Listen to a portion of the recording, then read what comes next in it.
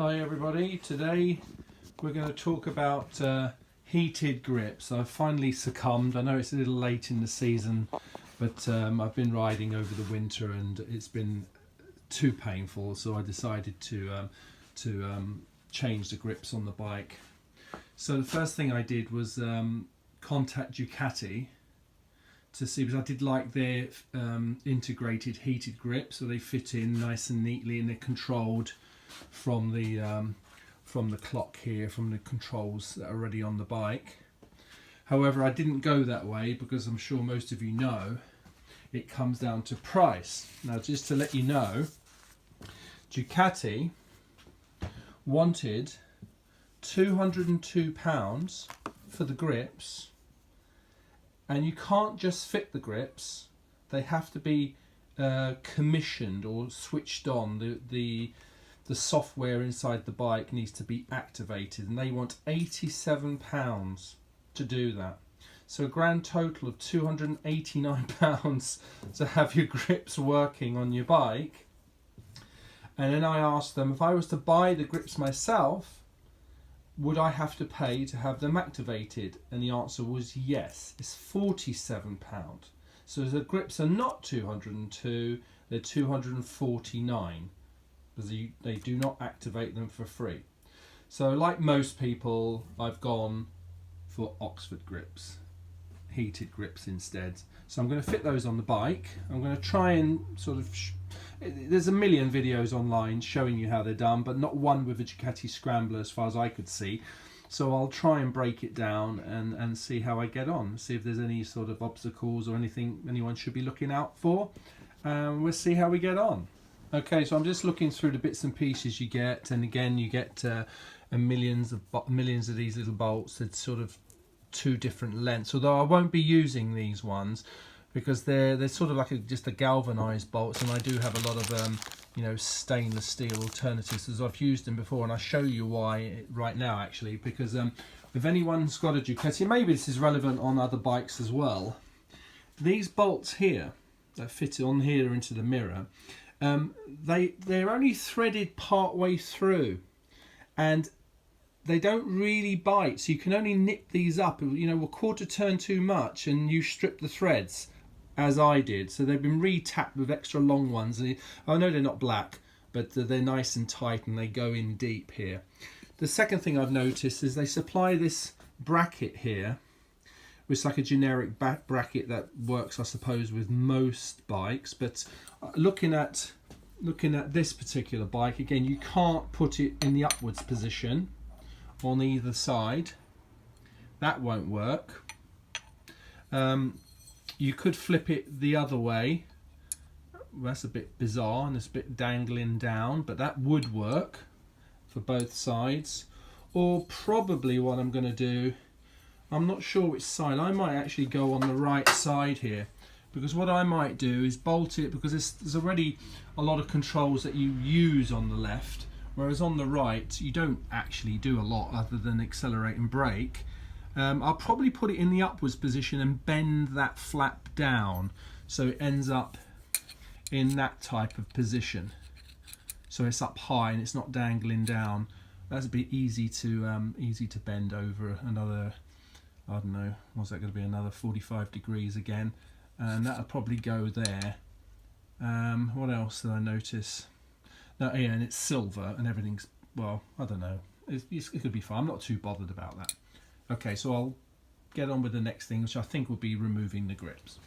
Okay, so before removing the grips, I forgot to mention they do advise you to try the grips out to see if they work first, which I've done now. So all I've done is I've got a spare battery, I've hooked up to the battery which is charging, I've plugged it into the battery and I've switched them on, as you can see there.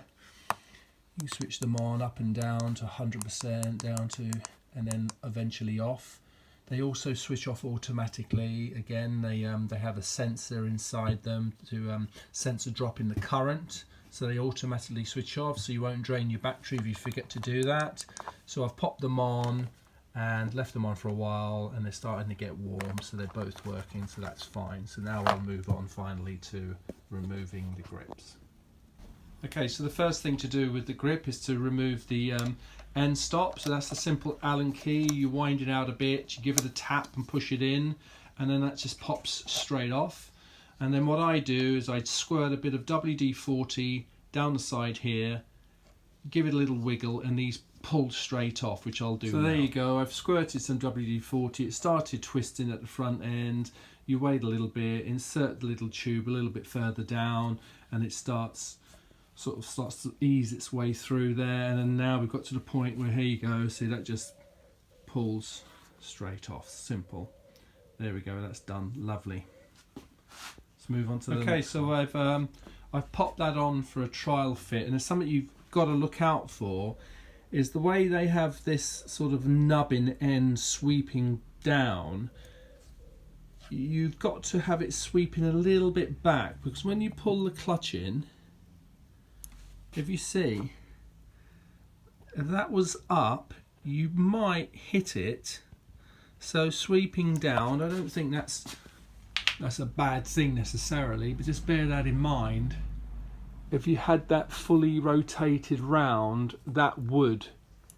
That's bizarre. I would have thought they had that going the other way, but they are labelled left and right, and that's the way they want it. So before you go and glue it in, just check for clearance, because on the other side it's going to be the same. It's going to be the same issue. So you're going to have that sweeping down here to miss that again, the brake. So yeah, there's going to be fine. Okay, so just bear that in mind. So I'm going to, well, I might just glue that in. What I have done, I've rubbed down the handlebars where I've had a WD-40 with some brake cleaner, so there's no oil there, and it's a super tight fit. So I'm not going to, most people smear tons of super glue on the bar, which I'm not going to do. I'm going to put a tiny bead, because as you put it on, you rotate it, it'll find its way around, and that'll be fine. So I'll do that right now. Okay, so on the throttle side it's slightly different. It's a ribbed tube here, and it's not so much a grip, it's actually more of a sleeve. So you might be tempted just to cut the thing off, but if you stick with it, it actually came off fine in the end. I just stuck the WD-40 tube down, put some oil down there, waited a couple of minutes, and then so if you just fold it back on itself, and it eventually, as you see, it'll eventually just start peeling back. It's quite thin, and it's ready to pop off, as you can see right there, look. So that pops off like that, and just keep that so that's not damaged, and that can be, well, if it's ever needed in the future. Now on here, I imagine we're going to need to take this edge off. It's well, they're not too high, the ridges. I'm going to have a look and see what happens here as far as the grip goes. So I'll have a little look at that and see what needs to be done, and I'll show you what I came up with in the end. Okay, so in a minute. Alright, so on the throttle side, you don't have to remove too much of the ribbing, because it wanted to go on. You just have to remove the flange that's on the end, and that just is such soft plastic, you can just carve that off with a Stanley knife. The only thing I noticed on this side, the grip does not cover that white area that was here. The original grip sleeve notched over there. Let's see if I can show you that. The squidgy one, do you see there, it had a little recess which fits over the top of that. And to be honest, I used to find it used to drag on here sometimes and stick, so at least that won't happen. But this is a bit, I don't know, I'm not too happy with that. That's a bit naff. But it fits on, it reaches the end, so by the time I another thing you've got to watch out is when you put these on, you can't bolt them up tight, because you do sometimes bind on the end of the throttle. So just hold that back a millimetre or two like that, and then that'll be fine. But this here, yeah, that's not so good, but I suppose you just get used to it. And again, finally, make sure that sweeping back, because when you go to brake, you will potentially, well, if you're really braking hard, you might get near that. So that's not too bad actually. But this here, yeah, not so happy with that. The other side looks great. The other side's, funny enough, the grip, these are the sports hot grips, and they're almost identical to the original ones, if not better, slightly harder. So that one went on perfectly fine. This one here, yeah, I'm not so sure. Anyway, onwards. Okay, so they're both on. They went on fine. Not so sure.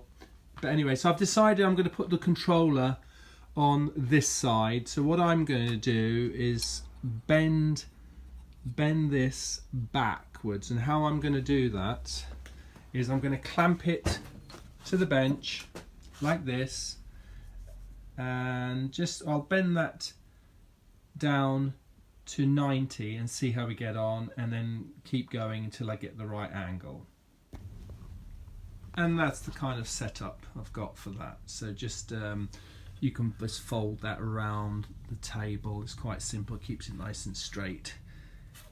Soft steel, so that should be fine. So I'll give that a little nudge and see what we end up. Right, so that's on. So I used the stainless steel bolts instead of the supplied galvanized bolts, and I did bend the bracket back a bit so it sits to the right. It's kind of, I'm not sure. I mean, it dangles out there. It's not a problem. It's not in the way.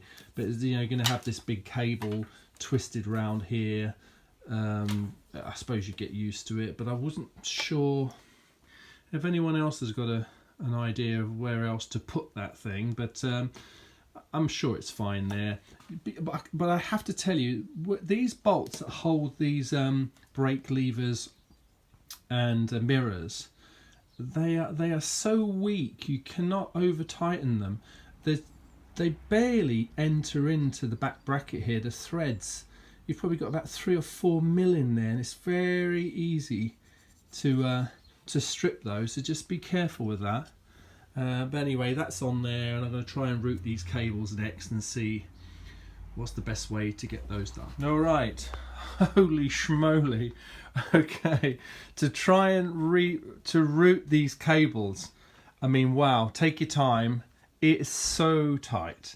So I've managed to get the left one here going down where all the cables go and off. Now I've taken them to the right hand side, and eventually you snake your way down into here with all the others. You have to just double check nothing's snagging, nothing's tight. There's lots of slack here.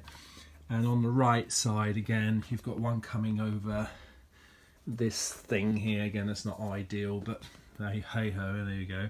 So then down the handlebars and down the back of the clock, and eventually the one from the left snakes its way across behind the whatever that bit's called of the frame. So that's not going to snag around there, and then the other two have come along here. And then I'm going to have to, I imagine, remove this trim and maybe just lift the tank. And there's bound to be a piece of frame running along here to snake its way towards the battery down the back there. But this is super tight in here. Just take your time, and for me, an old coat hanger was a must to get in there. Your fingers are just not going to reach in there. Anyway, let's see what happens next. Okay, so the tank, a couple of small bolts here, Torx heads, but funny enough, to keep you on your toes, regular bolts at the back here.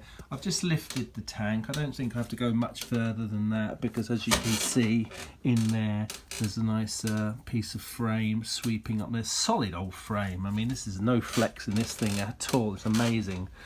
That looks, it's a great frame. So yeah, so I'm gonna basically zip tie this little clump up and lose that under the tank here, and then the next piece of wire, it's very long and the battery's only here, so I'm gonna lose the cables not directly above the engine, but I'm going to try and lose the cables up in here rather than have a big mess of cables stuffed into the back here. So give us a few minutes. The trim just eases off. It's just on little rubber bungs. It's not held on with anything else other than friction, so it just plugs in and you just sort of wiggle it out of its housing. There's 4, 1, 2, 3 and one on the other side. So that's quite straightforward. So let's give this a bit and I'll see how I get on. Okay, so I've got all the wiring tucked up. I've not bolted everything back down, so I'm going to test it first before I do that. I mean, all I can say is these bikes are so tightly packed.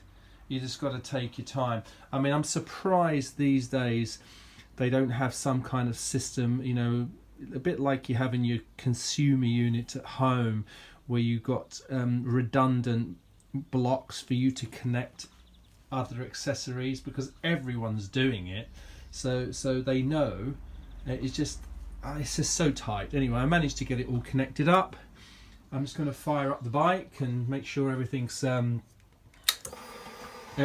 working before I button everything down. Let's just open the door before I do that and see what happens. Neutral, let's go. Alrighty, don't you just love that sound? Let's get it up to full power.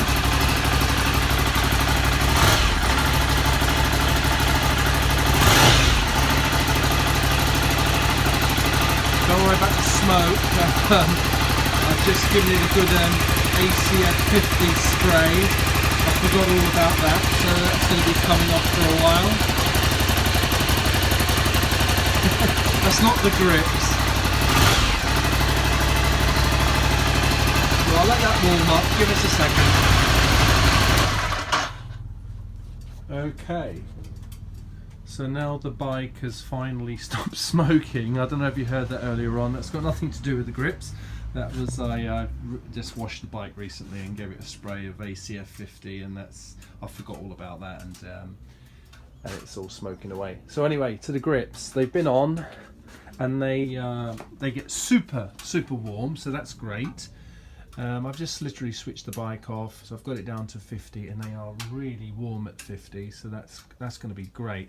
Yeah, right. So the things I liked: the quality of the grips, the quality of the controller, superb, and for the price. I mean, that was I think it was £47 delivered. I mean, you can't complain about that at all for the money.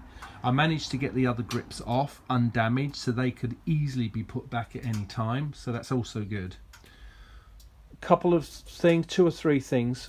Number one, major number one, this white bit of the throttle tube exposed here. It's not great. Number 2, you do have a lot of cables dangling around. That might bother some people. They don't bother me so much. It's this controller one, maybe a couple of different plates included in the kit, but then for the money, I don't know, because this, you know, it's not ideal. So Ducati, 290 odd pound, you can see why people would go for that, but there was no way I was paying nearly £300 for grips.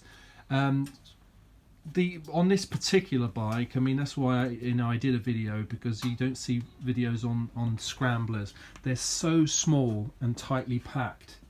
You really got to take your time. It's not easy to get all these cables tidied away, especially when you have other things running as well. In the battery compartment, for example, it's so tight in there. But I think I've done an okay job. The tank went back okay. That's only four bolts holding that on.